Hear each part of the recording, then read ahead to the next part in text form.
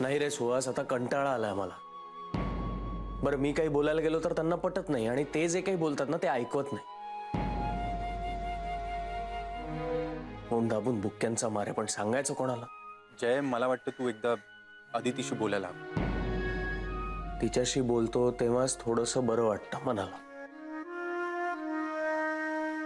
पण ती तरी किती ऐकून घेणार माझं? काही झालं तरी शेवटी वडील आहेत तिचे. आणि आता तर ती बोलणंही टाळतेय माझ्याशी, सकाळपासून बोलत नाही. अरे पण न बोलून कसं चालणार आहे? हे बघ सुहास, मी सकाळपासून बोलायचा प्रयत्न करतोय, पण काहीही बोलायला गेलं ना तर लगेच वणवा पेटतो. त्यात आजूबाजूला रजनीसारखी लोक आहेतच भडका उडवायला. हे बघ जय, जय जय तुला माहितीये दाभोळकर कोण आहे, पण इतरांना नाही माहिती रे. त्यामुळे त्यांचं वागणं साहजिकच आहे. जय, तुला अदितीला समजून घेणं, तिला समजावणं गरजेचं आहे. अरे पण सुहास, आदिती समजूनच घेत नाहीये, तर आता मी काय करू? हे नाही, मी आता एक काम करतो, सरळ जाऊन त्यांच्या समोर उभा राहतो आणि त्यांना म्हणतो, मिस्टर दाभोळकर, हरलो मी. हा तुमच्या समोर उभा आहे, काय करायचं ते करा, मारायचं तर मारा, जे काही मनत असेल ना, जी काही भडास काढायची असेल ना ती एकदाची काढून घ्या.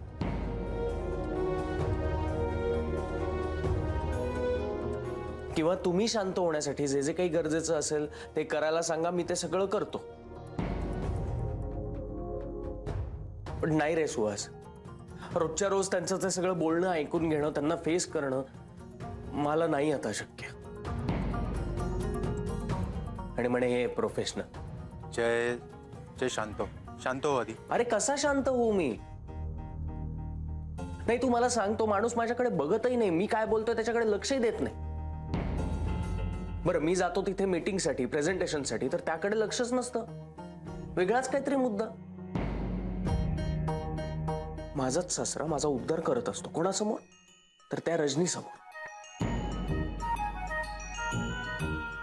बरं मला एक कळत नाही, मी काय यांच्या घरात गेलोय का? यांच्या दारात नाही आलोय ना, कंपनीत आलोय कामासाठी.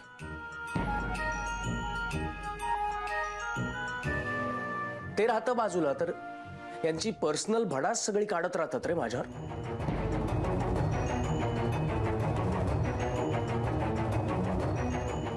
बरं मी यांचं सगळं मुकाट्याने ऐकून घ्यायचं का? तर हे माझे सासरे, आदितीचे पप्पा म्हणून.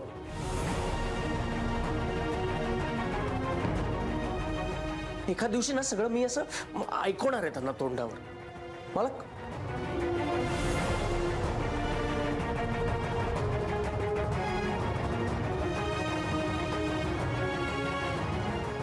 हॅलो जय. सुहास, मी करतो तुला नंतर फोन.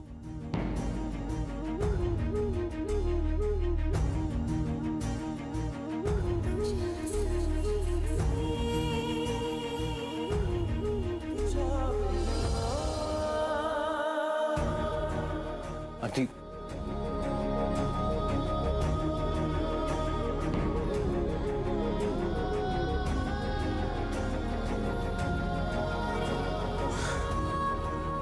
मी वाद मिटवून संवाद घडवायला आलो होतो, पण टाळी एकाद्याने वाजत नाही. सुधारायचा प्रयत्न कर.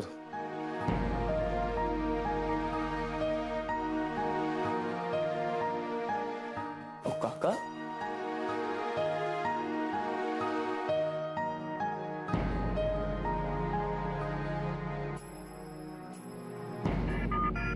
जय, ही काय झालं? तू अजून दाभोळकरांच्याच विचारत आहेस? जय सोड ना, नको विचार करूस त्या माणसाचा एवढा. बरं जाऊ दे.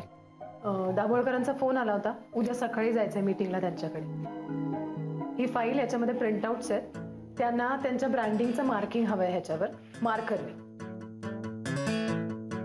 आता खरं तर हे सगळं ईमेल करता आलं असतं, कम्प्युटरवर करता आलं असतं. मला माहित नाही त्यांना हार्ड कॉपीज का हवं.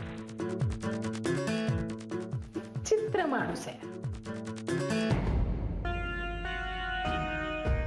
एनिवे, उद्या सकाळी आपण डिरेक्टली बँड्राला भेटूयात. हा, जय, शांत हो आता.